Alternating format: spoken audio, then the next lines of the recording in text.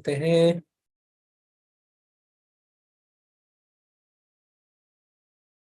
जी, हरे कृष्णा।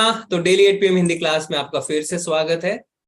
अभी हम कर रहे हैं कृष्ण बुक लीला पुरुषोत्तम भगवान, जिसके 33वें अध्याय में हम पहुंच चुके हैं।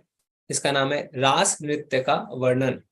तो जो भी भक्त जो है पढ़ने के इच्छुक है, हैंड रेज करिए। पंकज प्रभु जी नए नए भक्तों को चांस देंगे, है ना, जिससे सबको मौका मिलता रहे। जी प्रभु जी, हरे कृष्णा। हरे कृष्ण। मनु माता जी, प्रभु जी, हरे कृष्ण। हरे कृष्णा प्रभु जी। जी माता जी। भगवान श्री कृष्ण के ऐसे सांत्वन प्रदायक वचनों को सुनकर गोपियां परम प्रसन्न हुई। गोपियां भगवान के वचनों को सुनकर ही नहीं, अपितु उनके हाथों तक पांवों का स्पर्श करके भी परम वियोग के दुख से मुक्त हो गई। तत्पश्चात भगवान ने रास नृत्य रास लीला प्रारंभ किया। जब कोई अनेक लड़कियों के बीच में नाचता है तो उसे रास नृत्य कहते हैं। अत कृष्ण ने तीनों लोकों की परम सुंदरी तथा भाग्य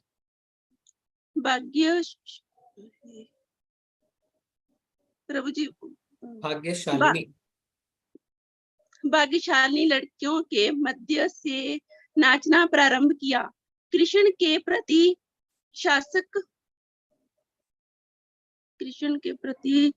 आसक्त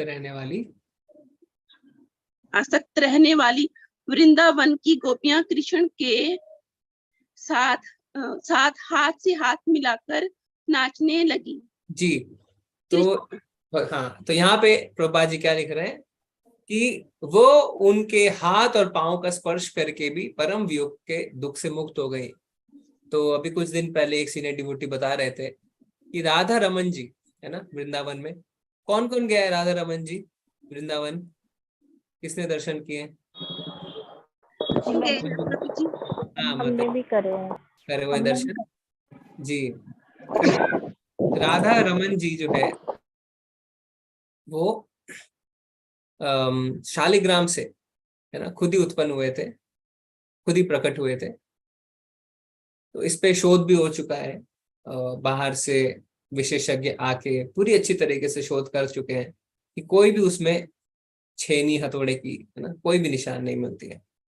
और जो भक्त उनकी सेवा में रहते हैं वो क्या बताते हैं कि ऐसा नहीं है कि सिर्फ पत्थर है, जब उन्हें छूते हैं तो उनका शरीर बड़ा कोमल है। तो वो मैं सुन रहा था कि किस तरीके से राधा रमन जी को जब वो पोशाक पहनाते हैं, उनकी सेवा करते हैं, उनको छूते हैं तो बड़े ही कोमल कोमल से हैं वो।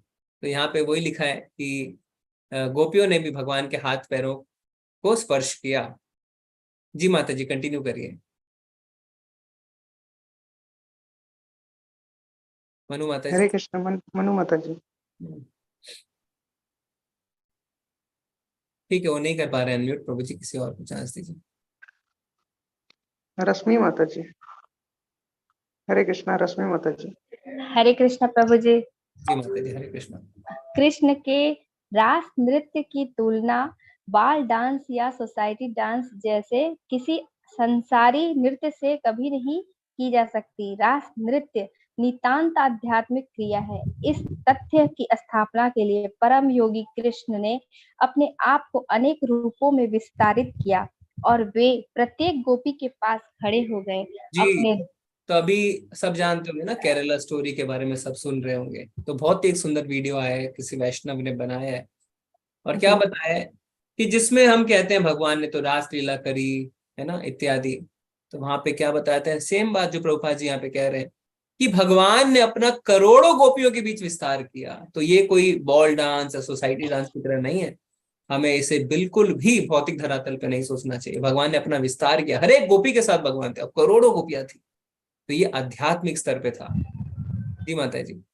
अपने दोनों ओर खड़ी गोपियों के कंधों पर अपने हाथ रखकर कृष्ण नाचने लगे। गोपियों को कृष्ण के यौगिक विस्तार नहीं दिख पाए, क्योंकि वे प्रत्येक के साथ अकेले अकेले प्रकट हुए। प्रत्येक गोपी सोच रही थी कि कृष्ण केवल उसी के साथ नाच रहे हैं। इस अद्भुत नृत्य को स्वर्ग के निवासी ये हैंड रेस वाला आ रहा है प्रभु जी। क्योंकि वे प्रत्येक के साथ अकेले अकेले प्रकट हुए। प्रत्येक गोपी सोच रही थी कि कृष्ण केवल उसी के साथ नाच रहे हैं।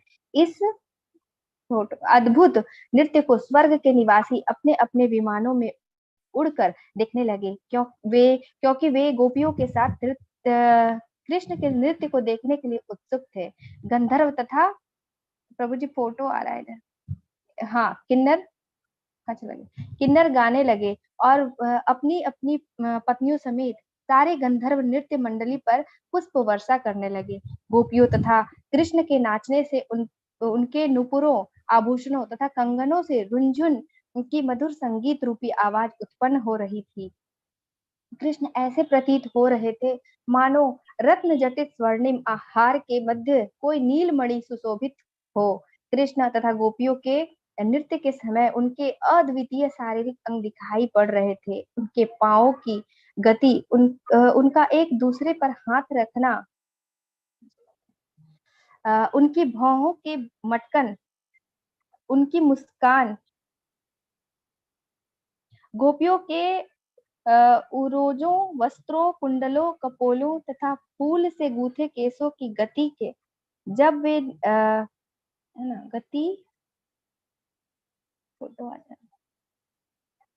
गति के बाद क्या है प्रभु जी, वो केशों की गतियां जब वे नाच गा रहे थे। हाँ। तो सब गोपियों के उरोजों, वस्त्रों, कुंडलों, कपोलों तथा फूल से गूथे केसों की गतियों हैं, गतियां, वो आ नहीं रहा, गतियां जब वे नाच गा रहे थे तो सबों को मिलाकर ऐसा लग रहा था मानो बादल गर्जन, हिमपात तथा बिजली हो। कृष्ण के शरीर के अंग बादलों के समूह के समान लग रहे थे। गोपियों के गीत गर्जन के समान थे। गोपियों की सुंदरता आकाश में बिजली की धूती के समान थी और उनके मुखों पर उभरी पसीने की बूंदें हिमपात जैसे लग रही थी। इस प्रकार गोपियां तथा कृष्ण पूर्ण रूप से नृत्य में लगे रहे। जी जी जी, धन्यवाद माता जी। तो क्या लिखा हुआ है? कृष्ण के शरीर के अंग बादलों के समूह के समान लग रहे थे। तो कोई बता सकता है कि कृष्ण जी का कौन सा रंग है? अगर कृष्ण जी कौन से रंग के हैं, अगर हम उसको डिस्क्राइब करें तो कैसे डिस्क्राइब करें?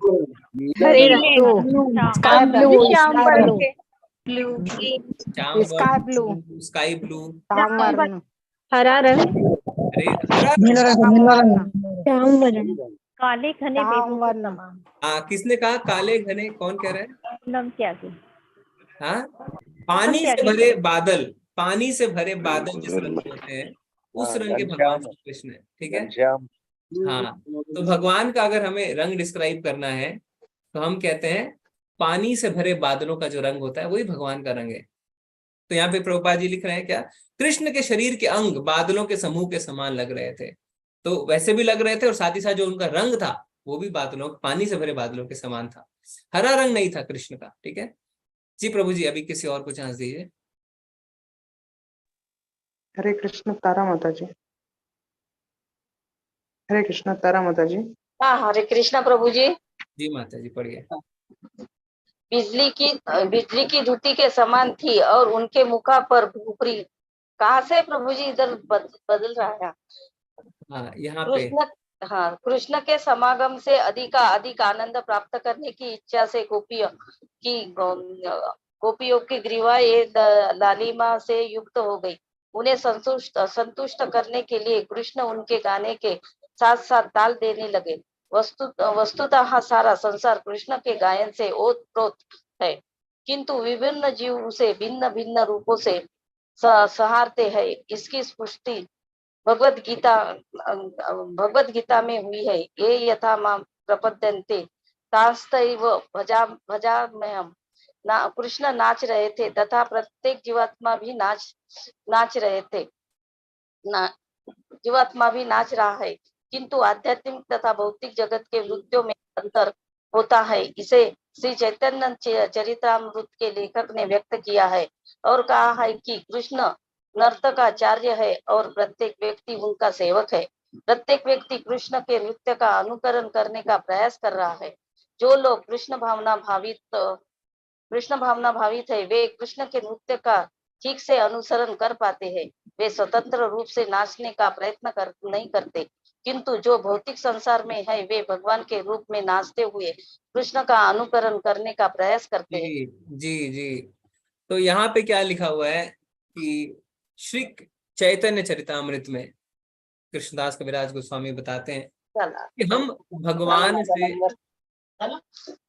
नहीं तिकडे ऐक, हम भगवान से स्वतंत्र नहीं है।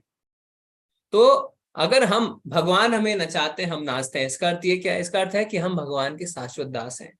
जीवे स्वरूप होए कृष्ण नित्य दास।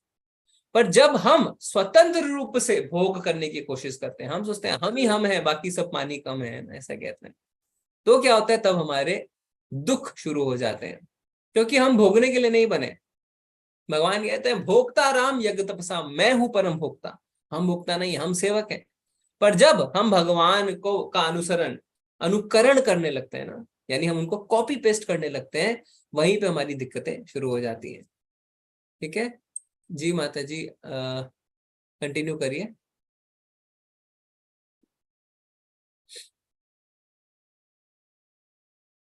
प्रभु जी उनको अनम्यूट कर दीजिए।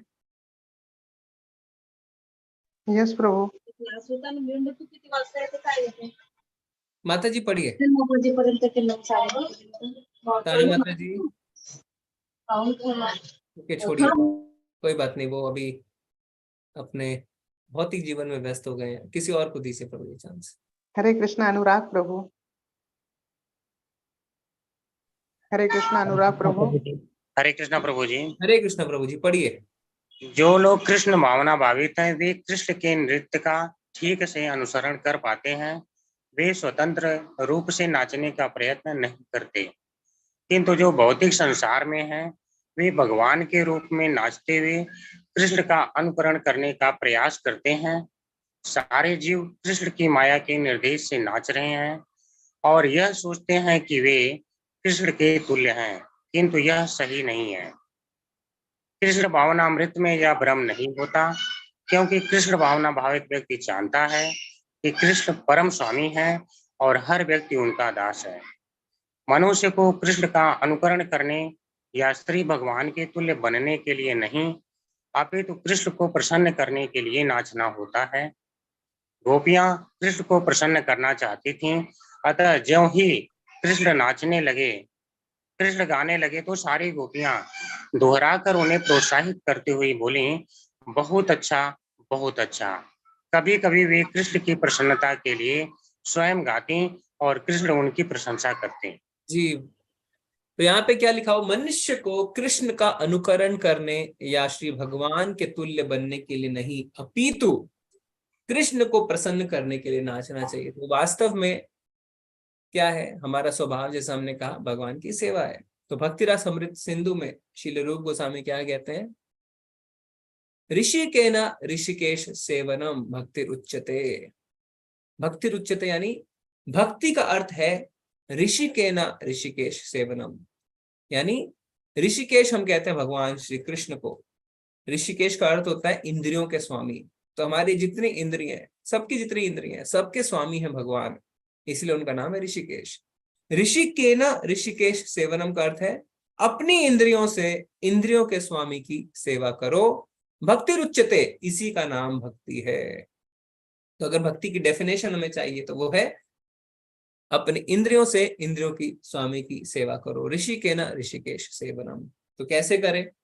अपनी आंखों से हम भगवान के दर्शन कर सकते हैं, अपने कानों से क्या सुन सकते हैं? उनका संकीर्तन सुन सकते हैं, उनकी लीलाओं को सुन सकते हैं, अपने मुख से उनके नाम का जप कर सकते हैं, है ना। फिर भगवत गीता का पाठ कर सकते हैं, श्रीमद् भागवतम को पाठ कर सकते हैं, अपने हाथों से उनके लिए भोग बना सकते हैं, मंदिर की सफाई कर सकते हैं, वस्त्र बना सकते हैं, उनको सजा सकते हैं।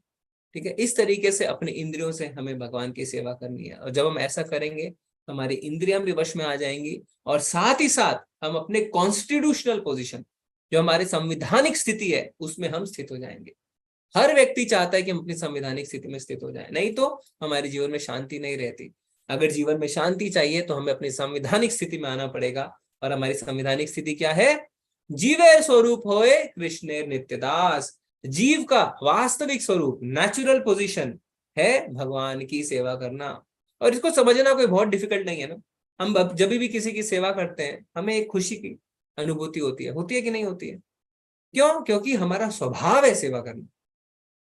पर हम क्या करते हैं, पता नहीं है किसकी सेवा करनी है, समाज की सेवा, देश की सेवा, परिवार की सेवा, बॉस की सेवा, पत्नी की सेवा, कुत्ते की सेवा, है ना, बिल्ली की सेवा, हम सब सेवाएं कर रहे हैं, पर संतुष्टि नहीं मिल रही है। संतुष्टि तब मिलेगी जब हम भगवान की सेवा करेंगे, ठीक है? क्योंकि भगवान की सेवा करते हैं तो भगवान के हेतु की कृपा के हम पात्र बनते हैं, ठीक है जी। प्रभु जी कंटिन्यू करिए। अनुराग प्रभु कंटिन्यू। जब कुछ गोपियां नाचने तथा अपने शरीर थिरकाने से थक गईं, तो उन्होंने अपनी बाहें कृष्ण के कंधों पर रख दी। तब उनके केश पास शिथिल हो गए और फूल जमीन पर गिर पड़े। जब उन्होंने अपनी बाहों को कृष्ण के कंधों पर रखा तो वे उनके शरीर की सुगंध से, जो कमल से, अन्य सुगंधित पुष्पों से तथा चंदन लेप से निकल रही थी, अभिभूत हो गईं। वे उनके आकर्षण से फूल उठी और उनका चुंबन करने लगी।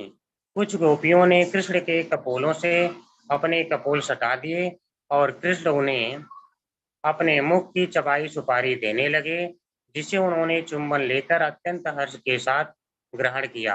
इस प्रकार सुपारी के ग्रहण करने से गोपियां आध्यात्मिक रूप से ऊपर उठ गईं। जी जी जी, धन्यवाद प्रभु जी, धन्यवाद। अभी किसी और को हम चांस देते हैं। हरे कृष्ण प्रभु जी। हरे हरे कृष्ण। कृष्ण। हरे कृष्णा डिम्पल माता जी प्रभु जी। हरे कृष्णा। हरे कृष्णा डिम्पल माता जी प्रभु जी।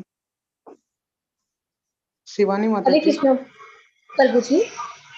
जी माता जी पढ़िए। हेलो, हरे पढ़िए। कृष्ण। हाँ जी। अब बहुत देर तक नाचने तथा गाने से गोपियां थक गई। कृष्ण उनके पास भी नाच रहे थे। अपनी थकान मिटाने के लिए गोपियों ने उनका हाथ लेकर अपने उत्तरट ओरोजों पर रख दिया।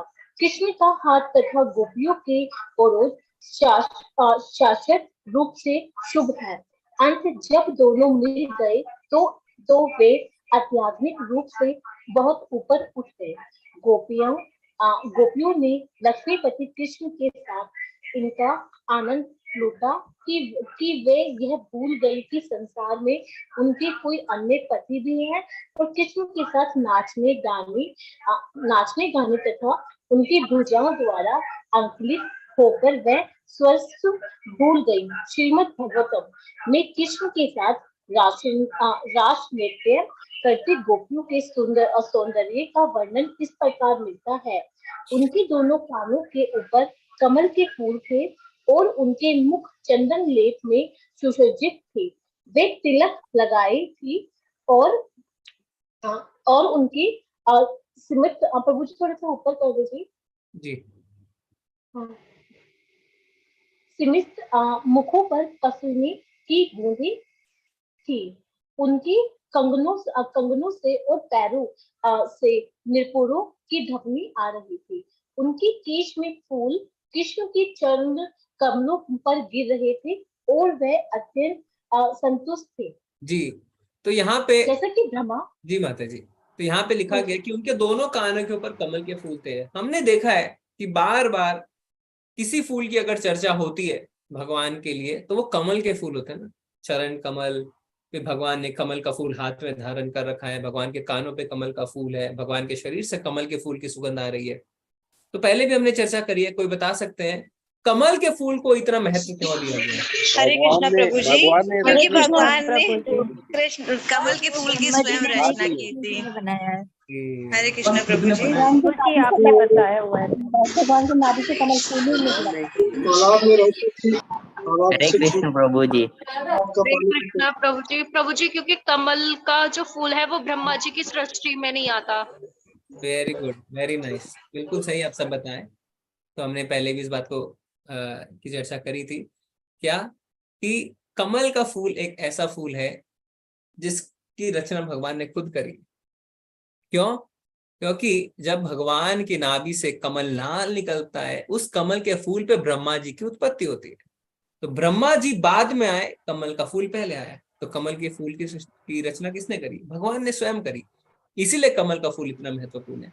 ब्रह्मा जी ने उसकी रचना नहीं करी, साक्षात भगवान ने उसकी रचना करी है। जी प्रभु जी अनम्यूट कर दीजिए माता जी को। अनम्यूट है प्रभु जी। हाँ माता जी पढ़िए। हाँ जी, जैसा कि ब्रह्मा संहिता में कहा गया है कि समस्त गोपियों कृष्ण की हरदनी आसक्ति की विस्तार है। अपने हाथों से उनका स्पर्श करते तथा उनकी मोहन आंखों को देखते हुए कृष्ण गोपियों के साथ वैसे ही आनंद लूट रहे थे जिस तरह एक बालक शीशे में अपने शरीर का प्रतिबिंब देखकर खेलने का आनंद पाता है। जी जब देखिए, कृष्ण गोपियों जब के आप शरीर के जी माता जी, तो हम जब इसको पढ़ते हैं तो सारी हम, क्योंकि बहुत ज्यादा चांस है हम गलत तरीके से इसको समझे। तो वास्तव में क्या है, गोपियां आपकी भगवान की आवाज शक्ति है। मेरी आवाज नहीं आ रही है? हरे कृष्णा। आ रही है प्रभु। आ रही है ना? तो वास्तव में क्या है, गोपियां जो है वो भगवान की खुद की शक्ति है। तो भगवान खुद ही है, आप ऐसा समझिए। क्योंकि भगवान की शक्ति जो भगवान की है ना, लादनी शक्ति, इंटरनल पोटेंसी। तो प्रभुपाद जी कितने सुंदर तरीके से समझा रहे हैं कि जिस तरीके से एक छोटा बालक अपने आप को शीशे में देख के खेलने का आनंद पाता है ना, आप देखेंगे कोई छोटा सा बच्चा क्या करता है, शीशे के आगे खड़ा होके खुद ही से खेलने लगता है। तो इसी तरीके से है भगवान जो है, आप समझिए एक तरह से अपने आप के साथ ही नाच रहे हैं। प्रभु जी आपकी वॉइस थोड़ी नहीं प्रभु आवाज नहीं आ रही है? आ रही है प्रभु, वो कहीं से जो था ना घंटी का आवाज आ रहा था, वो म्यूट कर दी प्रभु। ओके। तो हाँ, तो भगवान जो है वो अपने आप अपने साथ ही, अब सोचिए अपने साथ ही नाच रहे हैं ना, जैसे एक छोटा बच्चा अपने आप को देख के शीशे में आनंद प्राप्त करता है। जी माता जी कंटिन्यू करिए।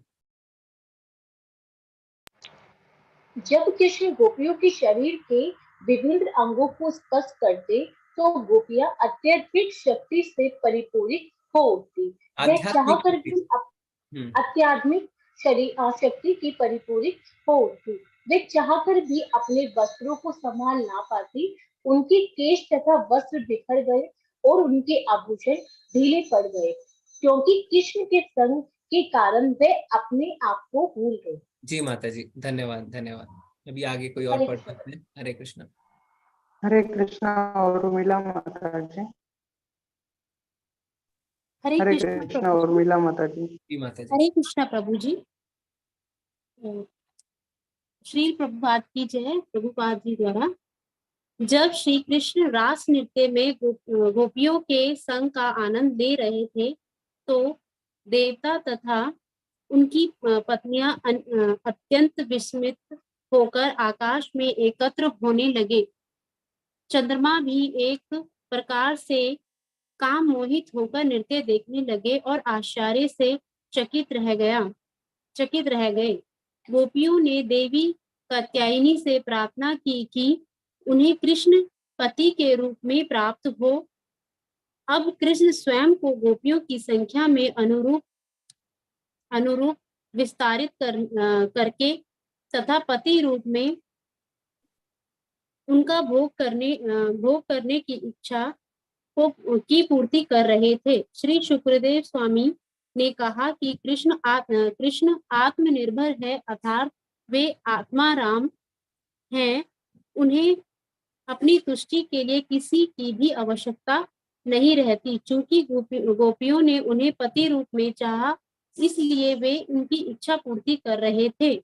जब कृष्ण ने देखा कि गोपियां उनके साथ नाचने के कारण थक गई है तो वे तुरंत अपने हाथ उनके मुख पर फेरने लगे, जिससे उनकी थकान दूर हो गई। कृष्ण के इस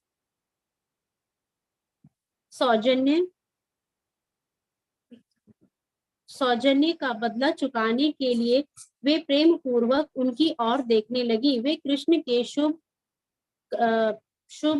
कर स्पर्श से अति प्रसन्न थी। हंसी से युक्त उनके कपोल सुंदरता से चमक उठे और वे परम आनंदित होकर कृष्ण का यशोगान करने लगी। शुद्ध भक्त के रूप में गोपियों ने कृष्ण संग का जितना सुख होगा उतना ही अधिक वे उनकी महिमा से परिचित होती हैं और इस प्रकार उन्हें उनका बदला चुकाया।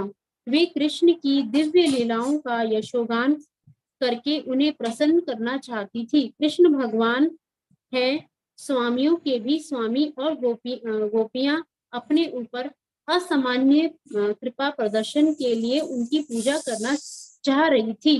जी जी जी जी, धन्यवाद माता जी। ठीक है, आगे कोई और पढ़ सकते हरे हैं? कृष्णा, निशी माता जी। हरे कृष्णा, निशी माता जी। हरे कृष्ण प्रभु जी। जी माता जी। श्री सुखदेव स्वामी,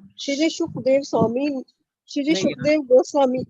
यहाँ से जो स्क्रीन पे रास नृत्य की थकान मिटाने के लिए। ओके, हरे कृष्ण प्रभु जी। रास नृत्य की थकान मिटाने के लिए गोपियां तथा कृष्ण यमुना के जल में प्रविष्ट हुए। कृष्ण के शरीर का आलिंगन करने से गोपियों के गले की कुमुदिनी पुष्प की मालाएं खंड खंड हो गई थी और उनके वक्ष स्थलों पर लेपित कुमकुम से रगड़कर वे पुष्प लाल लाल हो गए।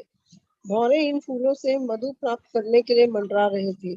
कृष्ण गोपिकाओं के साथ यमुना जल में उसी प्रकार प्रविष्ट हुए जिस प्रकार हाथी अपनी अनेक संगीनी हथिनियों के साथ जल के पूरी ताल में प्रवेश करता है।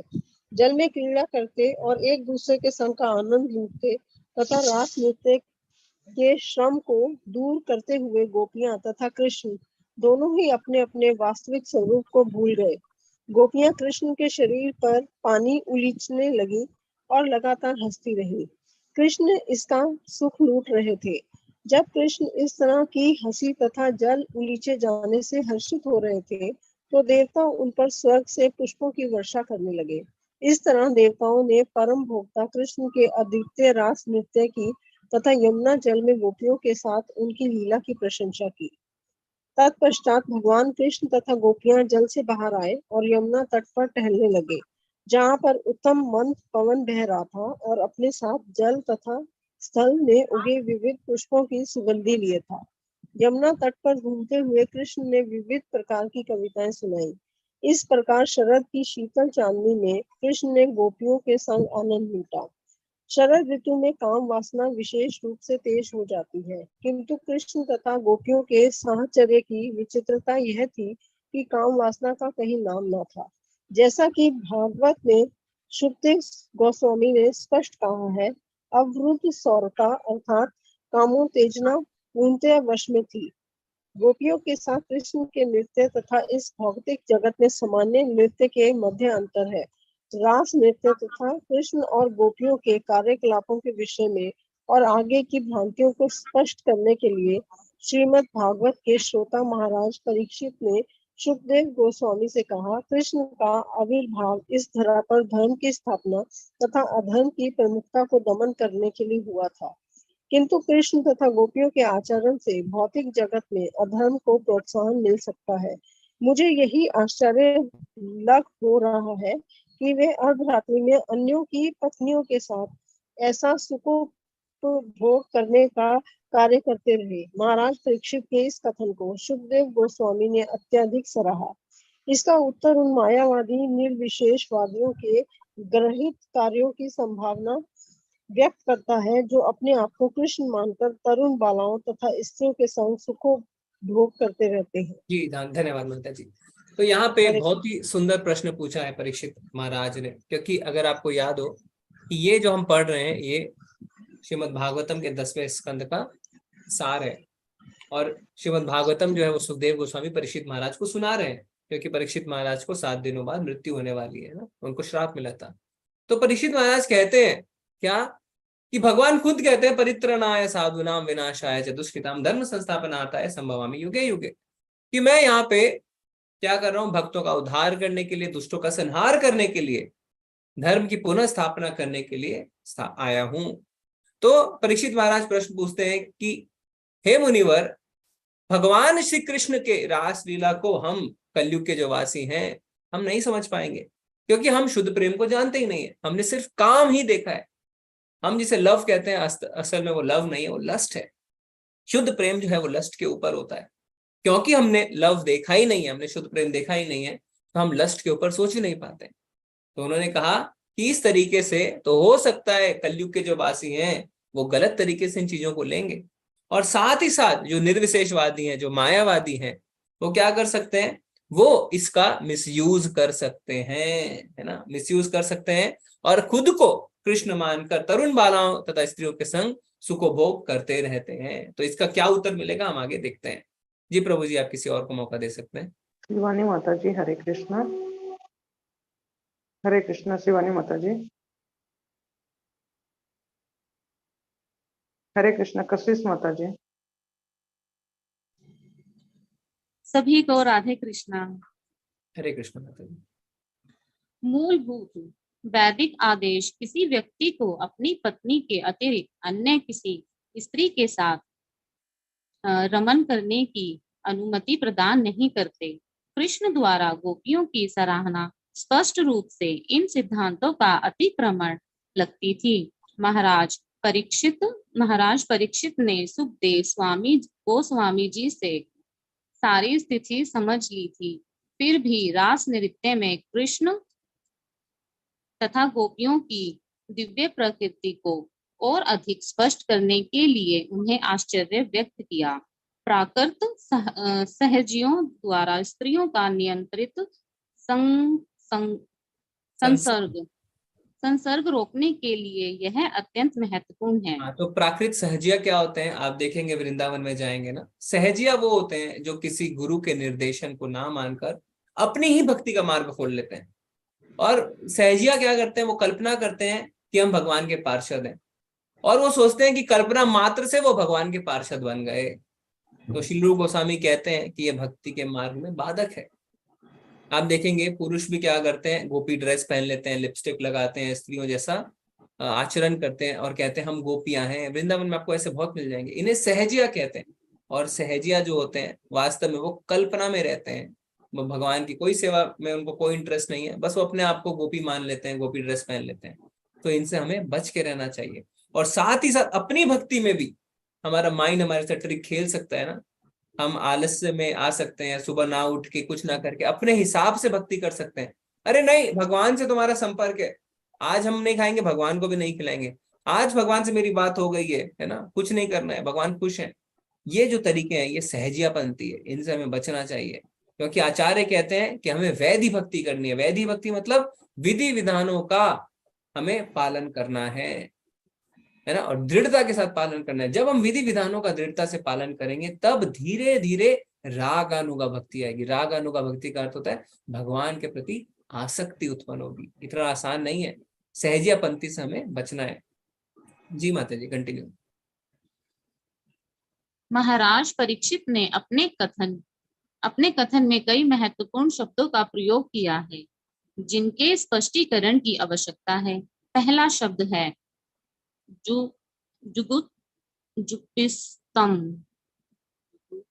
जुगुप्सितम, जिसका अर्थ है गहिर्त।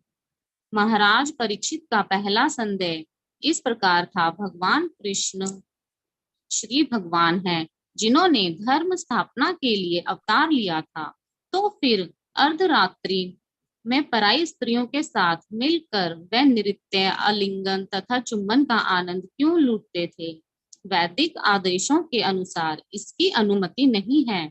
यही नहीं सर्वप्रथम गोपियां उनके पास आई थी तो उन्होंने उनसे अपने अपने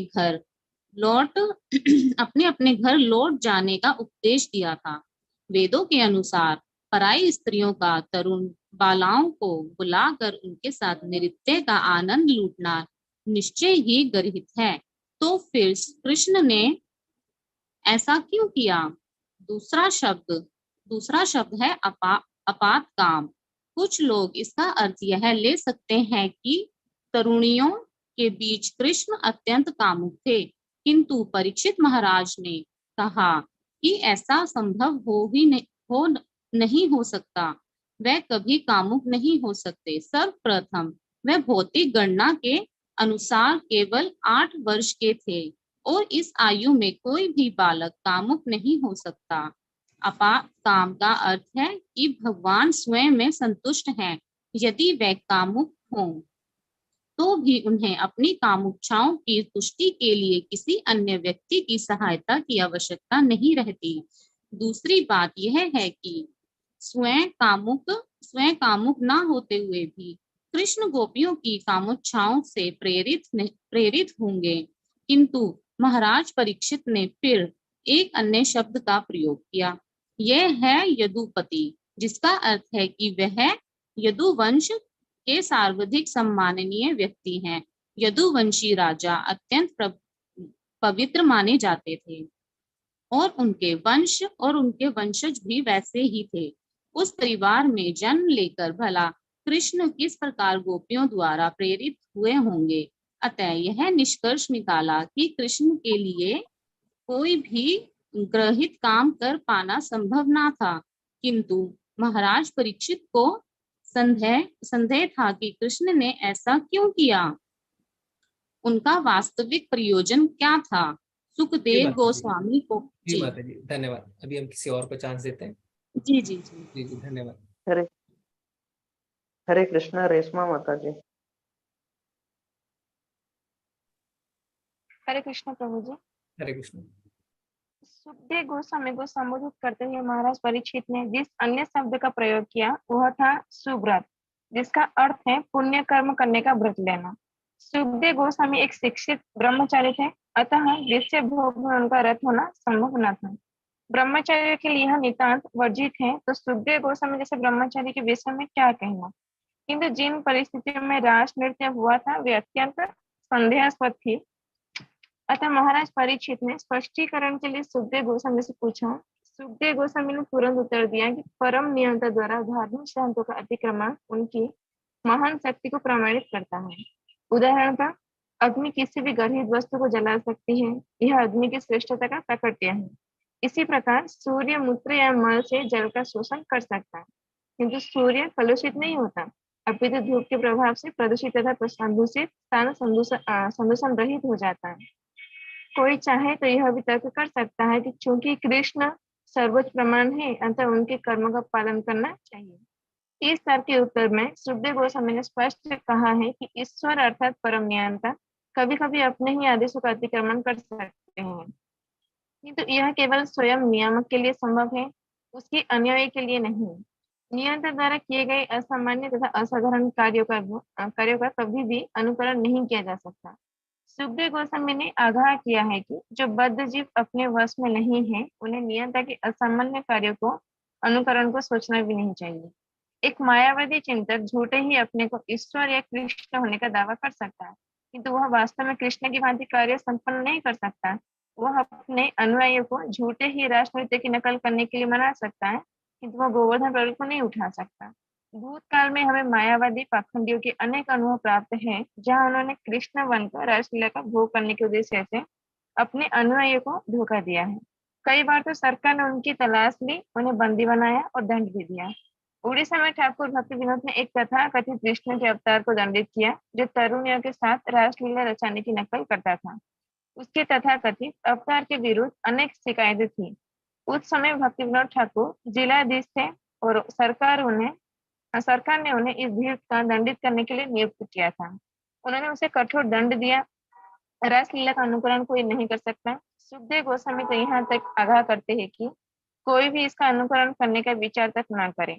वे विशेष रूप से उल्लेख करते हैं कि यदि कोई मूर्खतावश कृष्ण के रासलीला का अनुकरण करने का प्रयत्न करता है, तो वह उसी तरह मरेगा जिस प्रकार शिव जी के विषपान का अनुकरण करने की इच्छा करने वाला व्यक्ति मरता है। शिव जी ने विषपान किया और उसे अपने कंठ में रखा, जिससे उनका कंठ नीला पड़ गया, इसलिए शिव जी नीलकंठ कहलाते हैं। किंतु यदि कोई सामान्य पुरुष विषपान करे या गांजा पीकर शिव जी का अनुकरण करे, तो वह तुरंत ही मर जाएगा और विनष्ट हो जाएगा। गोपियों के साथ कृष्ण का यह व्यवहार विशिष्ट परिस्थितियों में था। जी धन्यवाद माता जी। तो देखिए कितना सही समय पे हम ये पढ़ रहे हैं ना, जब अभी सारी चीजें चल रही हैं, हम पढ़ रहे हैं कि कुछ मूवीज निकली हैं और उसमें ये सब बातों को लेके हमारा माइंड वॉश किया जा रहा है, ब्रेन वॉश किया जा रहा है ना, ऐसा बता रहे हैं। तो यहाँ पे कितना सुंदर उत्तर मिलता है आचार्यों का जब हम परपॉट्स पढ़ते हैं, शास्त्रों को पढ़ते हैं, कि हम भगवान का क्या करना चाहते हैं, अनुकरण। अनुसरण और अनुकरण में फर्क है। कोई बताएगा अनुकरण और अनुसरण में क्या फर्क है? अनुकरण और अनुसरण में क्या फर्क? गुरुजी अनुकरण का मतलब पेश करना, उनके अनुकरण मतलब उनके हिसाब से चल रहा है। अनुकरण यानी कॉपी करना और अनुसरण यानी उनके प्रिंसिपल्स को फॉलो करना। बिल्कुल सही। जी जी जी, ठीक है, हमें आंसर मिल गया है। तो एक है कॉपी पेस्ट। कॉपी पेस्ट मतलब जैसा किया वैसा करेंगे, रासलीला करी भगवान ने, हम भी करेंगे। अरे पहले आप गोवर्धन पर्वत उठाइए, चलिए, नहीं उठा सकते हैं, है ना। तो अनुकरण यानी कॉपी पेस्ट, अनुसरण मतलब जैसा कहा, जो प्रिंसिपल्स है उसको फॉलो करना। तो शिवजी का भी बहुत सुंदर उदाहरण दे रहे हैं। कई लोग नशा करना चाहते हैं तो क्या कहते हैं, अरे भगवान ने भी, शिवजी ने किया था, नशा हम करेंगे। तो पहले आप जहर पी दीजिए फिर नशा करिए, वो जहर नहीं पी सकते। तो कन्वीनियंटली अपने हिसाब से हम चीजों को नहीं सिलेक्ट कर सकते हैं। तो अनुकरण हमें नहीं करना है। और साफ साफ परीक्षित महाराज को सुखदेव गोस्वामी ने क्या कहा, जो अनुकरण करेगा वो मरेगा। तो हमें अनुसरण करना है, जैसा कहा है वैसा करना है। और बहुत ही सुंदर बात लिखी गई है कि उस समय भगवान की आयु मात्र 8 वर्ष की थी, है ना। अगर हम भौतिक हिसाब से भी छोटे हैं, 8 वर्ष का बच्चा यानी क्लास 3 में पढ़ता है, तो कोई भी कार्य जो वो कर रहा है वो काम से उत्तेजित हो ही नहीं सकती, है ना।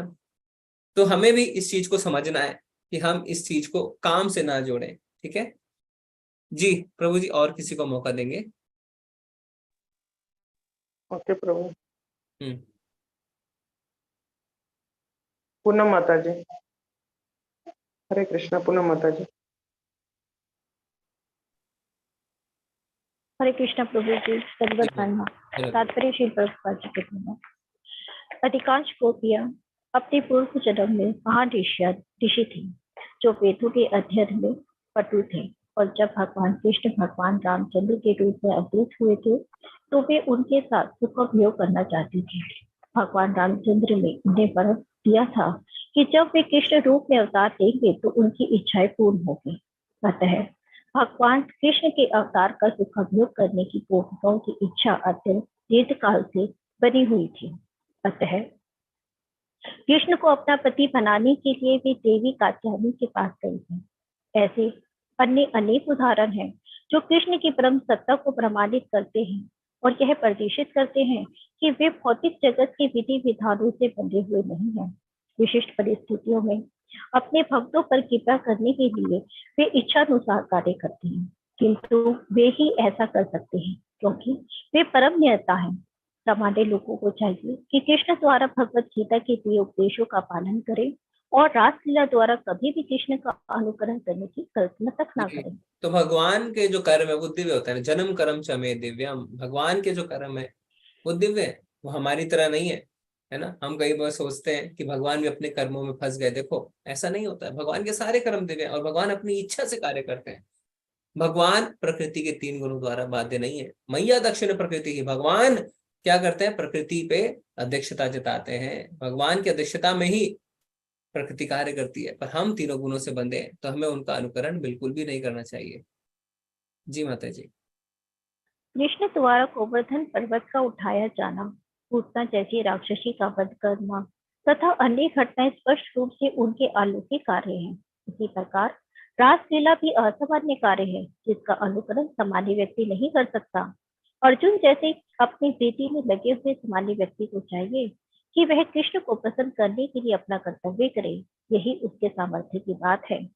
अर्जुन योद्धा था और कृष्ण की इच्छा थी कि उनको प्रसन्न करने के लिए वह युद्ध करे। पहले तो अर्जुन उसके लिए तैयार नहीं हुआ, किंतु बाद में वह राजी हो गया। सामान्य पुरुषों को कर्तव्य निभाने होते हैं, उन्हें कूद कर कृष्ण का अनुकरण करके रासलीला में प्रवृत्त होकर अपना विनाश नहीं कर लेना चाहिए।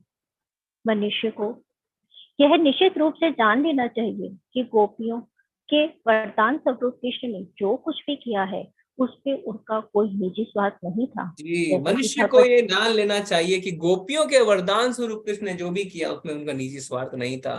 तो जब रामचंद्र भगवान आए थे तो वहां पे गोपियां, जो ऋषि मुनि थे, वास्तव में उनकी इच्छा थी कि वो भगवान को पति रूप में प्राप्त करें। तो उनकी इच्छा पूर्ति के लिए भगवान जब कृष्ण बन के अवतरित हुए तब उन्होंने ऐसा किया, उसमें उनका निजी स्वार्थ कुछ भी नहीं था। जी, जैसा कि भगवत गीता में कहा गया है कि ना माम कर्माणि लिपन्ति, कृष्ण को कभी भी अपने कर्म फल का सुख या दुख नहीं भोगना पड़ता। अतः वे कभी अधर्म का आचरण नहीं करते। ये सभी धार्मिक कर्मों तथा सिद्धांतों से परे हैं। उन्हें प्रकृति के त्रिगुण छू तक भी नहीं पाते। वे समस्त जीवों के परम नियंता है, चाहे वह मानव समाज हो, स्वर्ग के देव समाज हो या फिर जीवों की अधम योनियां हो। वे धार्मिक प्रकृति में के भी परम नियंता है। अतः उन्हें धर्म या अधर्म से कुछ भी लेना देना नहीं रहता। सुखदेव गोस्वामी ने यह भी निष्कर्ष निकाला है कि ऋषिगण तथा भक्तजन जो समस्त बद्ध जीवन से मुक्त है, अपने अंतकरण में कृष्ण को धारण करके इस कल्पशग्रस्त संसार में नहीं कहीं भी स्वतंत्र रूप से विचरण कर सकते हैं। इस प्रकार वे प्रकृति के अंतर्गत गुणों के सुख तथा दुख के नियमों के वश में नहीं होते। तो फिर भला कृष्ण के लिए कर्म के नियमों के वशीभूत होना क्यों कर संभव है, जब वे मस्त अतरंगा शक्ति से प्रकट होते हैं। जी जी माता जी, धन्यवाद। हरे कृष्णा प्रभु जी। हरे कृष्णा। अब प्रभु जी 1 मिनट मैं देख लेता हूँ कितना बचा है। अभी है 3-4 पन्ने हैं, तो इसको हम कल करेंगे। प्रभु जी नोट कर लीजिए, पेज नंबर 41 से हम शुरू करेंगे कल। हरे कृष्णा। तो आप सबका बहुत बहुत धन्यवाद। जी प्रभु जी, किसी का कोई कुछ ऐड करना चाहते हैं, कोई प्रश्न है, कुछ मिस हो गया हो, कुछ समझाना चाहते हैं तो हैंड रेज कर सकते हैं। जी मित्तल माता जी, आप कुछ बोलना चाहते हैं? हरे कृष्णा जी। हाँ, मुझे रंग के बारे में पूछना था क्योंकि जब हम भागवतम क्लास में होते हैं तब ये कहा गया था कि कृष्ण का रंग हरा होता है। कृष्ण लीला और राधा रानी, जैसे वो उनका रंग नीला है लेकिन राधा रानी उनका रंग पीला है, तो वो जब मिक्स हो जाते हैं, एक साथ आ जाते हैं वो कलर, तो ग्रीन कहते हैं। ऐसा है? हाँ। ओके, तो तो इसमें रासलीला भी करते हैं तो गोपियों के साथ, तो वो रंग हरा हो जाता है। अच्छा, ऐसा कुछ तो कहा था। ऐसा लिखा हुआ है श्रीमद् भागवतम में? ऐसा ऐश्वर्या माता जी ने उससे कुछ दिन पहले पूछा था कि उनका रंग क्या है। हाँ हाँ। नीला काला ये सब कह रहे थे, तो उन्होंने कहा हरा होता है, तो ओके, इसीलिए क्योंकि हमने, हो सकता है माता जी मैंने पढ़ा नहीं तो मैं कमेंट नहीं करूंगा, पर भगवान राम का हरा है और कृष्ण जी का नीला है, और गौरांग महाप्रभु का जैसा आपने कहा सुनहरा है ना, गोल्डन। हाँ इसीलिए आप देखेंगे मायापुर में, आप भी गए थे ना, तो हाँ, नहीं मायापुर में नहीं।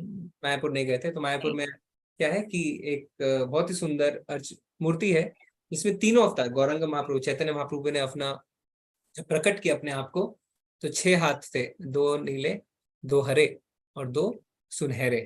तो हरे थे राम जी के लिए, नीले थे कृष्ण के लिए और सुनहरे उनके, बिकॉज चैतन्य महाप्रभु तो राधा रानी भाव में थे ना, तो इसीलिए उन्हें गौरांगा कहा जाता है, यानी गोल्डन, मोल्टन गोल्ड के फॉर्म में।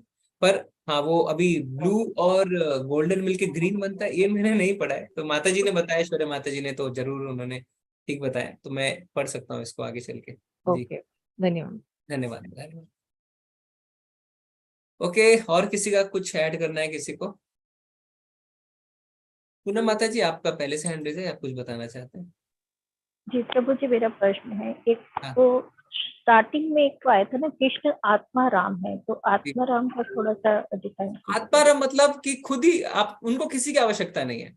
जैसे हम सोचते हैं कि हम भगवान को भोग लगा देते हैं, भगवान भूखे बैठे होंगे, ऐसा नहीं है। भगवान को किसी की कोई आवश्यकता नहीं है, अपने आप में खुश है, अपने आप में संतुष्ट है, उन्हें कहते हैं आत्माराम। पर भगवान भक्तों को सेवा देते हैं। जैसे अभी कोई बोलते हैं ना, अरे राम जी ने वानरों की हेल्प क्यों ली, आपके भगवान तो पावरफुल नहीं है।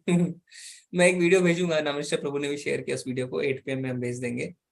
तो उसमें वो क्या कहते हैं कि खर और भूषण जब थे तो भगवान ने हजारों हजार राक्षसों को मार दिया था अकेले, बिना किसी हेल्प के लिए, पर सेवा देना चाहते थे भक्तों को, तो वानरों को सेवा दी। तो जब हम भोग लगाते हैं, भगवान स्वीकार करते हैं, उनके हेतु की कृपा है। पर वास्तव में भगवान आत्माराम है, उन्हें किसी की कोई आवश्यकता नहीं है, वो अपने आप को खुद ही संतुष्ट कर सकते हैं। ठीक है प्रभु जी, एक आपने जो बातें बताया था, काफी भक्तजन फॉलो पे तो ढंग से सुनाई नहीं किया था, अनुसरण और अनुकरण का एक बार फिर से बता दें। अनुकरण मतलब होता है कॉपी पेस्ट करना। भगवान ने रासलीला करी तो हम भी रासलीला करेंगे, पर वो गोवर्धन पर्वत नहीं उठा सकते हैं ना, पूतना को नहीं मार सकते हैं। ठीक है, और जैसे शिव जी ने जहर अपने कंठ में डाला, वो नहीं कर पाएंगे ना, मर जाएंगे। तो उसे कहते हैं अनुकरण, यानी कॉपी पेस्ट करना। उन्होंने जैसा किया मैं भी वैसा करूं। अनुसरण होता है जैसा बोला वैसा करो। जैसे प्रभुपाद जी ने अभी क्या लिखा, भगवत गीता में भगवान ने जो हमें करने को कहा है हमें वो करना चाहिए, तो उसे कहते हैं अनुसरण, प्रिंसिपल्स पे चलना। ठीक है, तो ये फर्क है अनुसरण और अनुकरण में। जी प्रभु, धन्यवाद प्रभु जी। हरे हरे कृष्णा। कृष्ण। जी हरे कृष्णा अनुराग प्रभु। हरे कृष्णा प्रभु जी। प्रभु जी मेरा प्रश्न ये है कि जैसे कृष्ण जी से विस्तार होता है विष्णु जी का, लेकिन हम जितने भी कृष्ण जी के भक्त हैं उनको हम फिर वैष्णव क्यों कहते हैं, कृष्ण क्यों नहीं कहते हैं? ठीक है, तो इस कल्ट का जो नाम है वो वैष्णव है, वैष्णविज्म, क्योंकि वास्तव में कृष्ण और विष्णु में कोई फर्क नहीं है। कृष्ण विष्णु राम सब एक है, यहाँ तक कि महामंत्र में भी हम राम शब्द का प्रयोग कर रहे हैं ना। तो जो 3 विष्णु है उन्हें कृष्ण का पुरुष अवतार कहा जाता है। और जब ध्यान हम लगा हमारे, अगर आप देखें अगर वैसा ही है तो हमारे अंदर परमात्मा जो है वो तो विष्णु रूप में है, वो कृष्ण रूप में थोड़ी है। जी प्रभु जी। हाँ, तो वो तो वो जो शिरोदक्षाय विष्णु है तो विष्णु रूप में। तो विष्णु और कृष्ण में कोई फर्क नहीं है, क्योंकि ध्यान विष्णु का लगता है और भक्ति कृष्ण की होती है। तो जब कोई ध्यान में बैठता है तो प्रभुपाद जी लिखते हैं अपने तात्पर्य में कि भगवान विष्णु का ध्यान लगाया जाता है। तो फॉर्मली अगर हमें चीजों को करना है तो विष्णु, जैसे भगवत गीता में खुद ही भगवान क्या कह रहे हैं, विष्णु के लिए यज्ञ करो, है ना, कह रहे हैं ना, भगवान खुद ही कह रहे हैं विष्णु के लिए यज्ञ करो।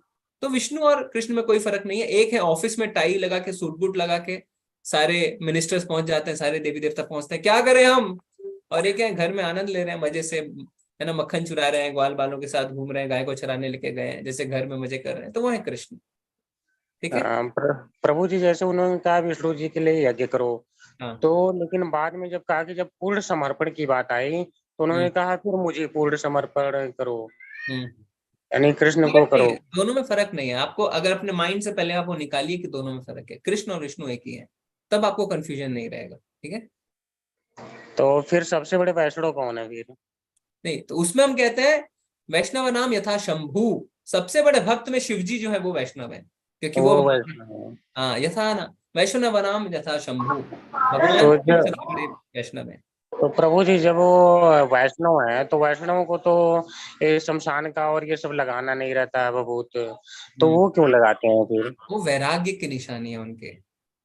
तो जब वो माता पार्वती के साथ कथा वाचन करते हैं तो माता पार्वती उनके बिल्कुल बगल में बैठी रहती है, उनके पाँव के ऊपर लगे रहते हैं। तो ऊपर से एक गंधर्व जाता है और क्या कहता है, अरे शिवजी ये क्या कर रहे हैं आप, माता आपके बगल में बैठी है, स्पर्श करे हो, आपके पाँव पे पाँव रखी हुई है और आप भगवान की कथा कर रहे हैं।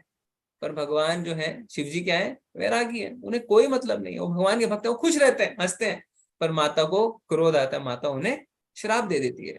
तो भगवान में ये वैराग्य है, शिवजी का ये वैराग्य है ना, उन्हें कोई फर्क नहीं पड़ता। उसको दर्शाने के लिए जो वो बताते हैं कि हम ये लगाए हुए हैं ना भभूति वगैरह इत्यादि, तो उस चीज को दर्शाने के लिए, और कोई बात नहीं। तो प्रभु जी आत्माराम फिर कोई भी हो सकता है? नहीं, आत्माराम सिर्फ भगवान हो सकते हैं और कोई नहीं हो सकता है, क्योंकि तो आत्माराम केवल भगवान हो सकते हैं। बट गीता में एक जगह कुछ प्रसंग आया था, उसमें आया था कि जो आत्मा में ही मतलब अपने आप खुद आत्मा में रमण करते हैं वही महात्मा होते हैं या योगी होते हैं, इस तरह का प्रसंग आया था। वो आत्मा राम के लिए नहीं है, क्योंकि आत्मा राम अपने आप में संतुष्ट रहते हैं, पर भक्त जो हैं, जो जीवात्माएं हैं, वो भगवान की भक्ति से संतुष्ट होती हैं, अपने आप में संतुष्टि नहीं खोज रहे हैं, वो भगवान की भक्ति में संतुष्टि खोज रहे हैं। पर आत्मा राम मतलब अपने आप में संतुष्ट। अगर हम आत्मा राम होने चले ना तो फिर अहम ब्रह्मास्मि वाला केस हो जाएगा, हम सोचेंगे हम ही भगवान है।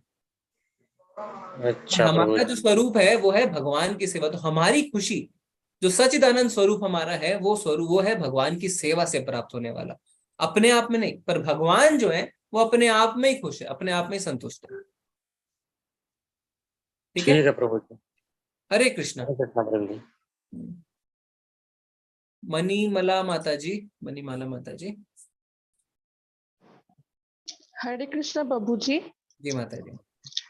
पप्पू जी, आप जो वो पूछ रहे थे ना कि भगवान जी का, श्री कृष्ण भगवान जी का क्या रूप है, उसका फॉर्म क्या है, तो जो आपने बताया कि वो पानी से भरा बादल, वही उनका एकमात्र रूप है, एकमात्र फॉर्म है।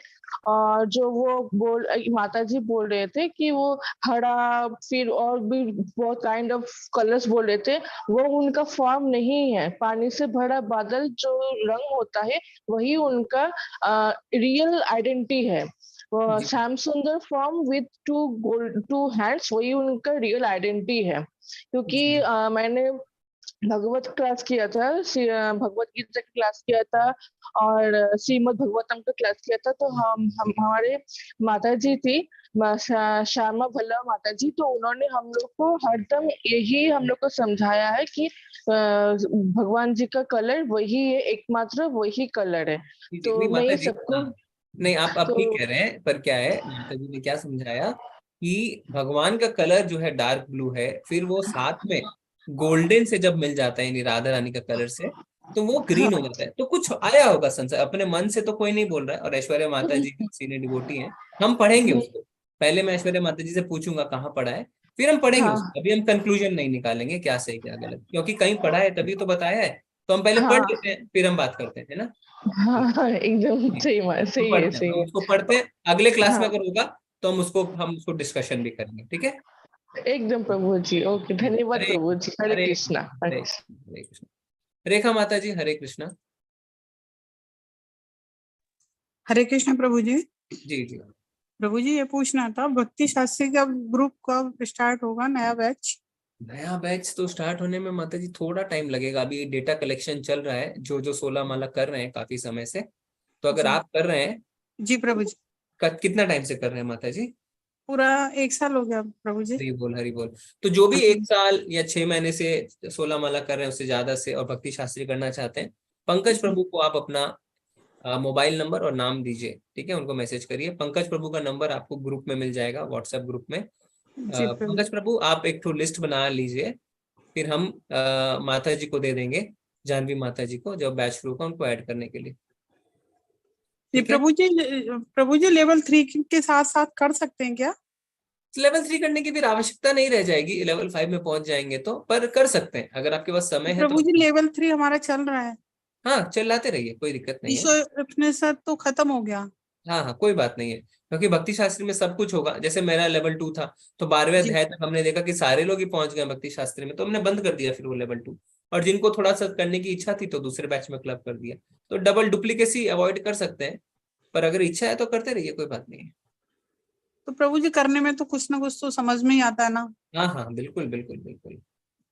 जी जी। जी और प्रभु हम जी। लेवल 2 शुरू कर रहे हैं अगले संडे से 7 PM, और एक और बैच शुरू प्रभु होता है सैटरडे जी, संडे। प्रभु जी लेवल 2 कर लिया, दोबारा से कर सकते हैं क्या? हाँ कर लिया, स्टार्ट हो गया। हाँ, वो आपने पहले किया। कंप्लीट हो गया मेरा, जी और जी जी। सर्टिफिकेट भी आ गया। लेवल 3 चल रहा है। हाँ हाँ, नहीं मैं सबके लिए अनाउंस कर रहा हूँ, बाकी जी सबों के प्रभु लिए। जी। जी प्रभु जी। अभी लेवल 2 हम संडे 7 PM एक क्लास होगी, और सैटरडे संडे 7 AM वो तो चेतन। प्रभु जी कॉन्टेक्ट नंबर, वो नाम देना पड़ेगा किस चीज के लिए? ये भक्ति शास्त्री के लिए? हाँ माता जी, भक्ति शास्त्री के लिए आप अपना नाम और मोबाइल नंबर पंकज शर्मा प्रभु को दे दीजिए। जी प्रभु जी। जी प्रभु। हरे कृष्ण प्रभु, दंडवत प्रणाम। धन्यवाद, प्रणाम, ठीक है। तो 2 चीजें हैं, एक भक्ति शास्त्री, तो पंकज प्रभु को दीजिए, और अगर लेवल 2 में भी ज्वाइन होना चाहते हैं तो भी आप पंकज प्रभु को दीजिए। अलग से लिख दीजिए लेवल 2 और भक्ति शास्त्री ऐसे करके। और भक्ति शास्त्री लेवल 2 के लिए पंकज प्रभु आपको, पंकज प्रभु आप हैं कि अभी आप थोड़ा सा व्यस्त हैं? ओके, प्रभु जी मंदिर में भी थोड़ा सेवा दे रहे होंगे, तो आपको लेवल 2 की लिंक भेज देंगे। आप उनको बताइए लेवल 2 में रजिस्ट्रेशन करना है, तो आप फॉर्म भर दीजिएगा। और 2 बैचें चल रही हैं, सुबह एक 7 बजे, शाम को 7 बजे, जिसमें आपको अच्छा लगे उसमें आप रजिस्टर कर सकते हैं। अगले संडे से क्लास शुरू हो जाएगी। हरे कृष्णा सुधीर प्रभु। हरे कृष्णा गुरुजी, दंडवत प्रणाम गुरुजी। जैसे ये चैतन्य प्रभु का गोल्डन रंग है, और भगवान का जैसे डार्क नीला हो गया, राम जी का क्या श्याम रंग लिखे? राम जी का ग्रीन। अच्छा, राम जी का ग्रीन रंग है जी। अच्छा, हमें मालूम नहीं है। आपका प्रभु? अरे गुरुजी, हम तो सब हैं, मट्टी में मिल जाएंगे हम लोग तो। मानव जीव है कि नहीं? कोई रंग कलर हो रहा है हमारे उसकी कोशिश कर रहे हैं भक्ति का रंग चढ़ने की, है ना? जी जी जी जी जी जी, धन्यवाद प्रभु, धन्यवाद। हरे कृष्ण। रंजन माता जी, हरे कृष्ण। हरे कृष्णा प्रभु जी। ये भक्ति शास्त्री और भक्ति विक्षा एक ही है क्या प्रभु जी? नहीं, भक्ति शास्त्री डिग्री का नाम है, कोर्स का नाम है। और भक्ति वृक्षा का अर्थ होता है कि एक स्टडी ग्रुप बना दिया जाता है जिसमें आपस में भक्त मिलते हैं, रोज डिस्कशन करते हैं, डाउट्स है क्लियर कर लेते हैं, मिलके भगवत गीता पढ़ लेते हैं, परपॉट्स पढ़ लेते हैं, श्लोक का उच्चारण करना सीख लेते हैं, कीर्तन सीख लेते हैं, उसको बोलते हैं भक्ति वृक्षा। धीरे धीरे आपका वृक्ष ऊपर बढ़ रहा है, ठीक है। ऐसा भक्ति शास्त्री प्रभु जी? भक्ति शास्त्री जो कोर्स है, जो फाइनल लेवल 5, जिसमें भगवत गीता, भक्ति रस अमृत सिंधु, ईशोपनिषद और उपदेश अमृत, ये 4 किताबें डिटेल में पढ़ाई जाएंगी साल 1.5 साल तक। और फिर आप इसका एग्जाम देंगे और फिर उसको इस्कॉन की तरफ से आपको एक डिग्री मिलेगी जिसका नाम है भक्ति शास्त्री। प्रभु लेकिन भक्ति शास्त्री, हरे कृष्ण प्रभु, भक्ति शास्त्री का कोर्स कौन कर सकते हैं? मतलब क्या क्वालिफिकेशन? 16 माला अगर आप कर रहे हैं 6 महीने साल भर से, तो आप भक्ति शास्त्री का एडमिशन ले सकते हैं। फ्री है, कोई फीस नहीं है। बाकी मंदिरों में थोड़े थोड़े फीस हैं, 10-15 हजार रुपए लेते हैं। यहाँ पे प्रभु जी ने फ्री कर रखा है। और उसके बाद आप लिख सकते हैं भक्ति शास्त्री, है ना, कि मैं भक्ति शास्त्री। ये क्या रेगुलर रोज होगा ये कोर्स या फिर? हफ्ते में 1 दिन क्लास होती है इसकी, पर पढ़ाई आप भक्ति वृक्षा के माध्यम से रोज कर सकते हैं, हफ्ते में 3-4 दिन कर सकते हैं, ऐसा। कितने देर की होती है प्रभु? 2 घंटे क्लास चलती है। 2 घंटे क्लास चलेगी? जी जी जी, ठीक है प्रभु। और कौन से दिन रहेगा ये भी बता दें। जनरली वीकेंड पे रखते हैं टीचर्स। जैसे हमारा संडे 6 AM होता है, कहीं संडे 7 PM है। अभी एक टीचर्स थर्सडे 7 PM ले रहे हैं। वर्किंग होता है इधर संडे। हाँ, तो अब मिडिल ईस्ट में सैटरडे नहीं कर सकते हैं प्रभु? आप करिए, रजिस्टर करिए और उस समय पे देखिए कौन सा टाइमिंग मिलता है, क्योंकि वो टीचर की अवेलेबिलिटी पे भी रहता है। ठीक है प्रभु। पर जनरली आप मिडिल ईस्ट में हैं क्या? जी प्रभु। हाँ, तो हो सकता है कि सुबह का टाइमिंग वो आपको देखना पड़ेगा, अभी पूरा श्योरिटी के साथ नहीं बता सकते हैं। आप अपना नाम वगैरह दे दीजिए, फिर जिस टाइम पे होगा उस टाइम पे करिए, है ना। ठीक है प्रभु, हरे कृष्ण। ठीक है, उसका लिंक आएगा ना प्रभु जी रजिस्टर करने के लिए? नहीं, लिंक नहीं है, उसका नाम और नंबर आप दीजिए पंकज प्रभु। पंकज प्रभु, ठीक ठीक। हरे कृष्ण। हरे कृष्ण। डिम्पल माता जी, हरे कृष्ण। हरे कृष्ण प्रभु जी। प्रभु जी आप पंकज प्रभु जी के नंबर वगैरह आप ग्रुप के अंदर डाल दीजिए, क्योंकि ग्रुप में मुझे नंबर फाइंड नहीं हुआ उनका। व्हाट्सएप ग्रुप में आपको नहीं दिख रहा है पंकज प्रभु करके, द प्रभुपाद वॉरियर करके उन्होंने अपना नाम लिखा है। द प्रभुपाद वॉरियर करके ऐसा लिखा है। हाँ प्रभु जी, जैसे जो क्लास है भक्ति शास्त्री, एक्चुअली मुझे सिर्फ 8 PM की मैं ले पाती हूँ, जैसे मुझे ऑफिस वगैरह होता है, तो संडे को कोई 8 PM का मतलब टीचर अवेलेबल नहीं है तो उस क्लास में, ऐसा है नहीं? माता जी अभी तो देखिए वैसा थोड़ा मुश्किल है, आप नाम दीजिए फिर उसके बाद देखेंगे ना कि कब टीचर कौन से अवेलेबल रहते हैं, नहीं रहते हैं। पर जनरली टाइमिंग जो है वो कन्वीनियंट ही रहती है, वो सभी को सूट कर जाती है जनरली, या तो अर्ली मॉर्निंग या लेट इवनिंग ऐसा रहता है।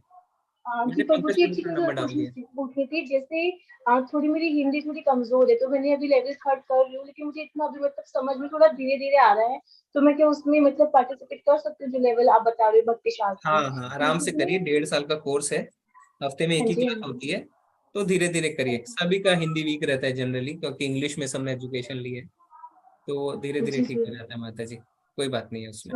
जी हरे कृष्ण प्रभु जी। हरे कृष्णा, हरे कृष्णा। ठीक है, अभी हम चलते हैं, तो बहुत ही धन्यवाद। स्पेशल थैंक्स टू अनिल प्रभु जी, आप सब मिलके उनको थोड़ा उनका प्रोत्साहन कर सकते हैं, उनको हरि बोल सकते हैं, इतना सुंदर आपको उन्होंने गोपी गीत सुनाया। हरि बोल, हरि बोल,